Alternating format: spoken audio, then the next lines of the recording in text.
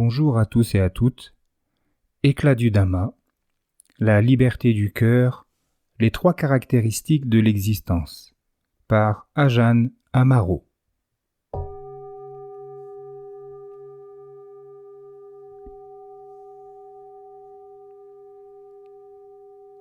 Ajahn Amaro, diplômé en psychologie et physiologie de l'Université de Londres, a été ordonné moine en 1979 par le maître de méditation thaïlandais Ajahn Chah. Il a résidé de nombreuses années dans les monastères bouddhistes d'Amaravati en Angleterre et d'Abhayagiri en Californie. Ajahn Amaro a écrit plusieurs livres abordant divers aspects du bouddhisme. Le Bouddha nous a donné l'outil des trois caractéristiques de l'existence pour nous aider à étudier la nature de l'expérience et, à son tour, à renforcer cette lucidité et cette stabilité de conscience et de sagesse. Ces trois caractéristiques sont l'impermanence, anicca, l'insatisfaction, dukkha, et le non-soi, anatta. Tous nos schémas d'expérience possèdent ces trois qualités. En les utilisant comme outils pour explorer nos attitudes, présomptions, attachements et conditionnements, nous pouvons découvrir où l'esprit cherche habituellement, en vain, la permanence, la certitude, le bonheur et le vrai moi. La méditation de la vision pénétrante Vipassana est le processus de cette révélation et de la liberté du cœur qui en résulte. Anicca. Anicca ou anicca exprime la qualité du changement, le caractère transitoire dans le domaine objectif et le caractère incertain dans le domaine subjectif des choses. Lorsque le cœur éprouve des changements dans le champ de perception, il ne sait pas en quoi l'objet va se transformer. Il ressent donc de l'incertitude. Lorsque la méditation est bien développée, l'attention devient plus stable et peut se fixer aisément dans l'instant présent.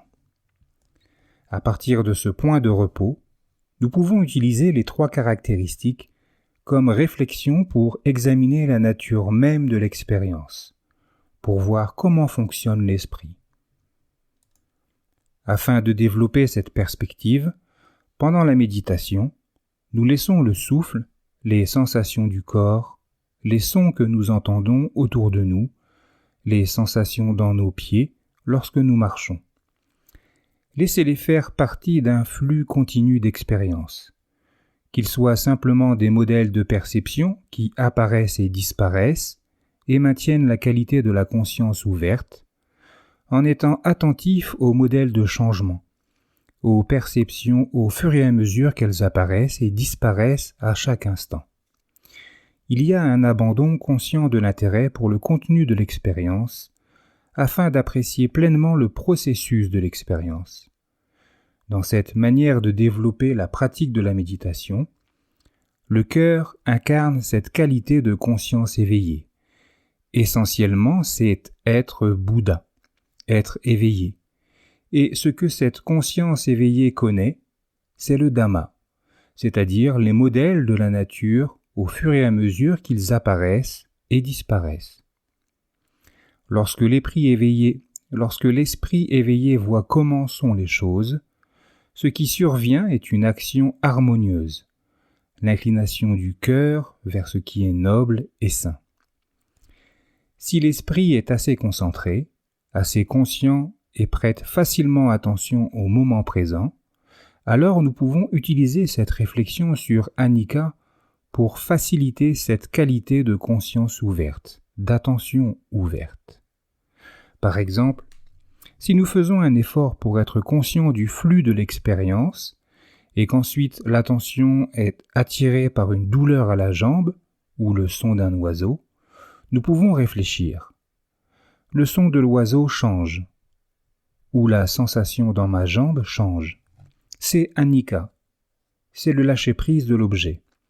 Le lâcher-prise du contenu de l'expérience et regarder à la place le processus de l'expérience. Ensuite, l'esprit est capable de lâcher l'objet auquel il est attaché et d'être simplement à nouveau conscient du flux de l'expérience. Dukkha. Dukkha signifie insatisfaction. Le fait qu'aucune expérience ne peut nous combler de façon permanente. Nous regardons l'expérience, la perception. Si cela change, peut-il être quelque chose de satisfaisant en permanence? Non.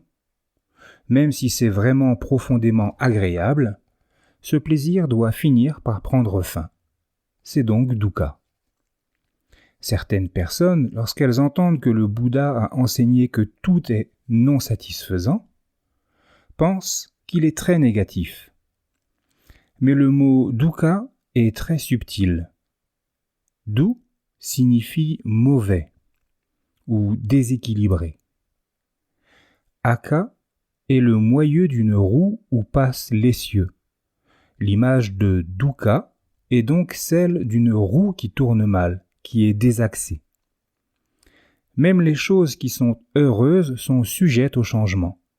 Et parce qu'elles changent, elles ne peuvent pas être complètement et définitivement satisfaisantes. Cela ne veut pas dire que certaines expériences ne sont pas délicieuses ou belles, exquises ou pures, comme un état de méditation bienheureux ou un morceau de musique de Bach. Mais le fait est qu'une expérience agréable n'est pas durable. C'est donc dukkha. Anatta. Anatta est le principe selon lequel aucune chose vécue ne peut être vraiment considérée comme étant qui nous sommes et ce que nous sommes. Rien ne peut vraiment être possédé.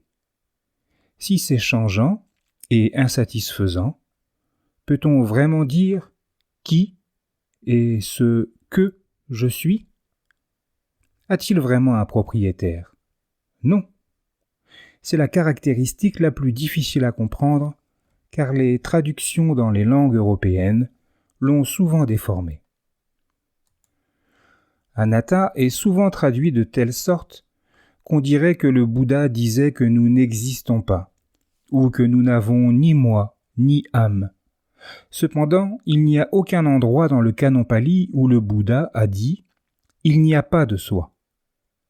L'enseignement d'Anatta consiste à abandonner ce que nous considérons habituellement comme nous-mêmes, sans créer une idée de ce que pourrait être un vrai soi et s'y accrocher à la place. C'est une façon de voir comment nous nous identifions au corps, à notre personnalité, à notre histoire personnelle, à nos souvenirs, nos biens, notre réputation, toutes ces choses que nous considérons comme nous-mêmes, notre âge, notre sexe, notre nationalité, tout. Il peut y avoir le sentiment que je entends, je médite. Il y a le sens du je en tant que faiseur et expérimentateur. L'enseignement du Bouddha sur Anatta est un moyen de mettre cela en question. Oui, il y a de l'audition. Oui, il y a de la réflexion. Oui, il y a du souvenir. Mais qui connaît ces souvenirs? Qui connaît ce son? Y a-t-il quelque chose qui est propriétaire de ces humeurs, de ces sentiments et de ces pensées? Lorsqu'on observe et explore cela, aucune chose ne peut être trouvée qui soit précisément le faiseur, l'agent de l'expérience et de l'action. Ainsi, la réflexion sur le non-soi est un moyen de lâcher prise plutôt que de prendre une position philosophique. Ces réflexions sont utiles pour abandonner le contenu de l'expérience et pour nous ouvrir au processus de l'expérience. Le Bouddha a introduit les contemplations sur Anicca, Dukkha, Anatta et a utilisé ces trois caractéristiques comme un moyen d'explorer l'expérience. Ce sont des outils d'investigation. Contemplation. Lorsque nous parlons de contemplation, nous parlons du fait d'avoir suffisamment de calme pour maintenir l'attention dans le moment présent, sans être happé par des objets particuliers. Ajahn Chah avait l'habitude de dire que la contemplation n'a pas besoin d'impliquer des mots ou des pensées conceptuelles. Il existe plusieurs termes palis qui font référence à la contemplation. L'un est Yoniso Manasikara, traduit par « prêter attention à l'origine des choses ». Un autre, Dhammavikaya, est traduit par « investigation de la réalité ». Ces deux termes sont très proches dans leur signification et représentent la capacité de l'esprit à examiner et à reconnaître les schémas. La contemplation est donc une exploration active de la manière dont les choses sont liées les unes aux autres. Elle peut impliquer une pensée conceptuelle ou non. Il s'agit davantage d'observer et d'explorer, d'avoir l'intuition de la manière dont les choses se connectent entre elles, que de calculer ou de conceptualiser.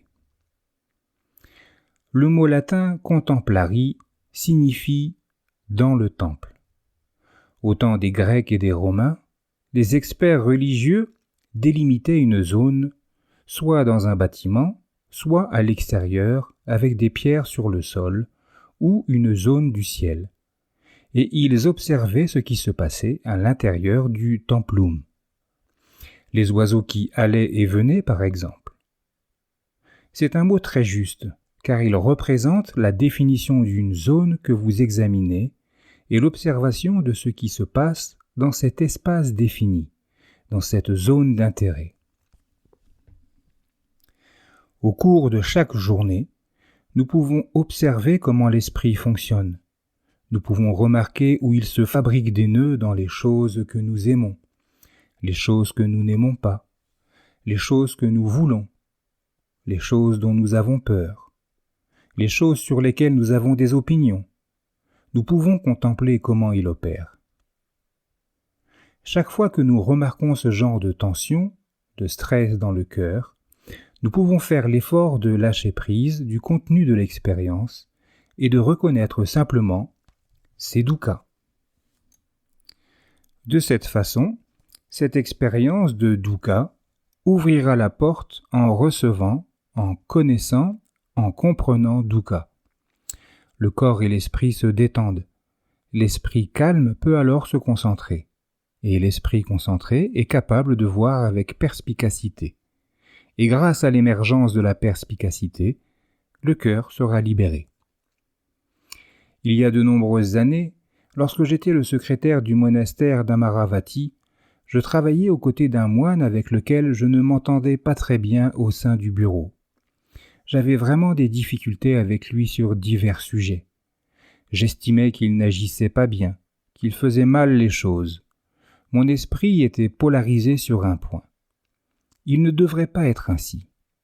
Bien sûr, j'essayais de ne pas être négatif envers lui, car nous devions travailler ensemble tous les jours. C'était un vrai casse-tête. Au bout de 6 semaines, j'ai soudain réalisé. Oh, mais c'est exactement ce que nous récitons dans notre chant quotidien. L'association avec ce que l'on n'aime pas est dukkha. C'est comme si une lumière s'était soudainement allumée. Incroyable. C'est simplement l'association avec quelque chose de désagréable. Et donc, c'est dukkha. C'est la cause, c'est l'effet. C'est tout. Ce n'est pas une chose personnelle. La dukkha de cette situation a été appréhendée, comprise. Cela a rendu beaucoup plus facile le fait de ne pas compliquer les choses, mais plutôt d'amener une relaxation, un lâcher-prise.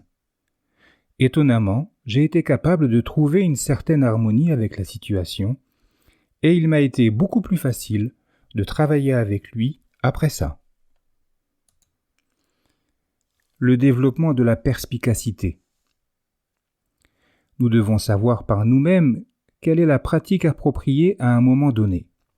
Si l'esprit est très agité et occupé, si l'attention est dispersée et court ici et là, C'est le signe que nous devons développer une qualité de concentration, une qualité d'attention plus apaisée et plus centrée.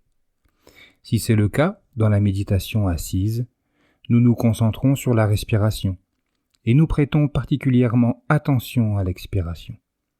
C'est la façon naturelle de calmer et d'apaiser l'esprit. Si l'esprit est à la dérive parce qu'il est endormi et manque d'énergie, là encore, nous pouvons tirer profit du développement de la stabilité de l'attention sur le présent. Mais nous devons développer le côté énergisant. Dans ce cas, il est utile de prêter une attention particulière à l'inspiration, car c'est la façon naturelle d'éclaircir et de dynamiser l'esprit. Si l'esprit est tout à fait éveillé et que l'attention se fixe facilement dans la réalité présente, alors il n'est pas nécessaire de fixer l'attention sur la respiration ou sur un objet particulier. Si l'attention se repose facilement dans le présent, alors nous nous efforçons de maintenir cette qualité d'ouverture non entravée par des réflexions sur anicca, dukkha, anatta. Ce sont les outils que nous utilisons pour aider l'esprit à éviter de s'accrocher, à lâcher prise des objets des sens. Il est utile d'apprendre à connaître l'expérience de dukkha, de remarquer quand l'esprit se crispe sur quelque chose, grossier ou fin. Quand nous entendons le chant d'un oiseau, si nous pensons que le son est beau, nous pouvons nous dire qu'entendre le même son pendant 10 heures ne serait pas satisfaisant.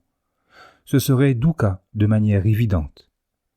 Cependant, il est utile de se dire que le fait de savourer cette beauté, c'était dukkha dès le début, mais que nous ne l'avions tout simplement pas réalisé avant d'y réfléchir.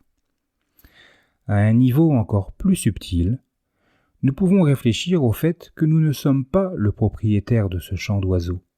Nous pensons être la personne qui entend, mais nous pouvons investiguer en utilisant l'outil d'anatta.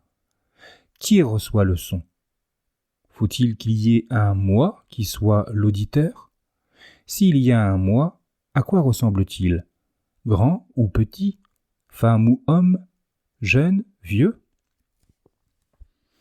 Il ne s'agit pas de créer une sorte de puzzle philosophique, mais plutôt d'éliminer les hypothèses que l'on fait sur la perception et l'expérience. Le but de la réflexion sur anatta est d'aider l'esprit à reconnaître qu'il y a de l'audition, mais qu'on ne peut pas vraiment dire qu'il y a un moi qui entend. Observez comment toute forme de fabrication du moi et du mien autour d'une perception ou d'une pensée est intrinsèquement dukkha.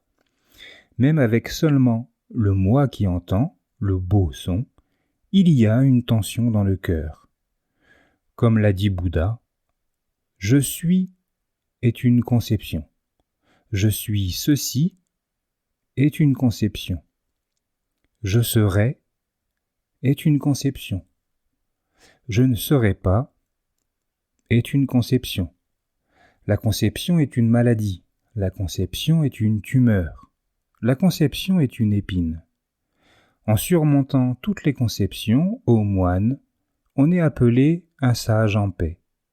Et le sage en paix ne naît pas, ne vieillit pas, ne meurt pas.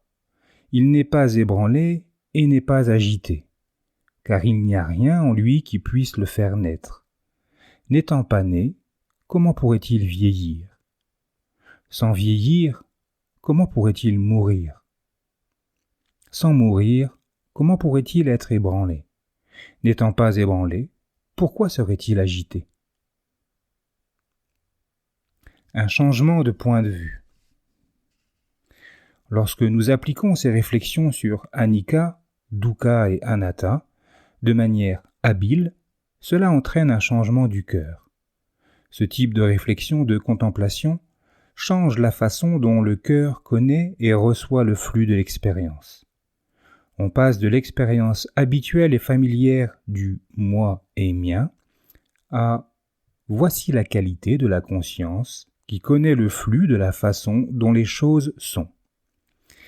Comme Ajahn Sumedho le disait souvent, c'est un changement de point de vue, un changement de paradigme, de la vision en termes de moi et mes problèmes, à voici le Bouddha qui voit le Dhamma. C'est l'esprit éveillé qui sait comment les choses sont. Nous pouvons également voir cela comme un passage d'une vision centrée sur l'ego à une vision centrée sur la nature. Lorsque nous parlons du développement de la méditation vipassana, nous parlons de l'emploi actif des réflexions sur anicca, dukkha et anatta. Mais il est important de comprendre que l'aspect le plus important de vipassana est ce changement du cœur qui survient à la suite de l'application de cet ensemble de réflexions, de cette méthode. Nous pouvons rester assis pendant de nombreuses heures à réfléchir sur anicca, dukkha et anatta, encore et encore, mais l'important, c'est le changement du cœur qui se produit lorsqu'on reconnaît. Oh, ce n'est pas vraiment moi. L'esprit n'a pas besoin d'être lié, d'être limité par ce sentiment, cette pensée, ce désir, cette peur. Oh! Dans ce « oh », il y a une grande liberté. C'est le but de la pratique. De même que le but de la préparation et de la cuisson d'un repas est de manger et de se nourrir. Si nous nous concentrons uniquement sur la préparation et la cuisson, mais que nous ne mangeons pas ce que nous avons cuisiné, nous avons peut-être fait un bon travail, mais il ne sert pas le but pour lequel il est destiné. Il ne remplit pas son véritable rôle. Pour utiliser une autre analogie, si vous êtes malade, vous allez chez le médecin. Le médecin vous prescrit des médicaments, vous allez les chercher, vous les prenez. C'est ce qu'on appelle appliquer la méthode. Ensuite, il y a l'état de santé qui survient lorsque le médicament commence à agir et vous guérit de la maladie. L'état de santé est la raison pour laquelle vous allez chez le médecin et prenez le médicament. Il est important non seulement d'appliquer la méthode de Vipassana, mais aussi d'expérimenter consciemment les résultats. Une dernière remarque sur le développement de l'intuition. Il se peut que nous pensions faire l'effort de pratiquer Vipassana, de contempler la nature de l'expérience avec une conscience ouverte et impartiale. Mais la réalité peut être différente. L'esprit est-il véritablement attentif au flux de l'expérience ou se perd-il dans les humeurs, les pensées et les souvenirs? Que se passe-t-il? Ce n'est pas parce qu'il est écrit Vipassana sur l'étiquette que c'est ce qui se trouve réellement dans la boîte. Si nous appelons simplement ce qui se passe Vipassana, mais qu'en vérité l'attention est prise dans le flux des pensées et se perd, soyez-en conscients. Utilisez la posture du corps, utilisez le rythme de la respiration pour vous recentrer sur le présent. Ou si vous appliquez ce processus dans votre vie active, lorsque vous marchez ou courez, utilisez les pas. Si vous êtes sur une chaise, lors d'une réunion d'affaires ou d'une discussion familiale, ressentez consciemment le poids de votre corps comme un poids d'ancrage pour la conscience. Le corps est toujours là, quelle que soit l'intensité de la situation. Prenez le temps de rétablir la qualité de l'attention. Une fois que la stabilité de l'attention a été rétablie et qu'il y a là la qualité de la concentration dans le présent, alors ouvrez à nouveau la sphère d'attention. Nous sommes responsables de notre propre pratique. Nous l'observons et l'ajustons selon nos besoins. Voilà pour cet éclat du Dhamma. Quant à moi, je vous souhaite une belle journée, de belles méditations, et je vous dis à bientôt.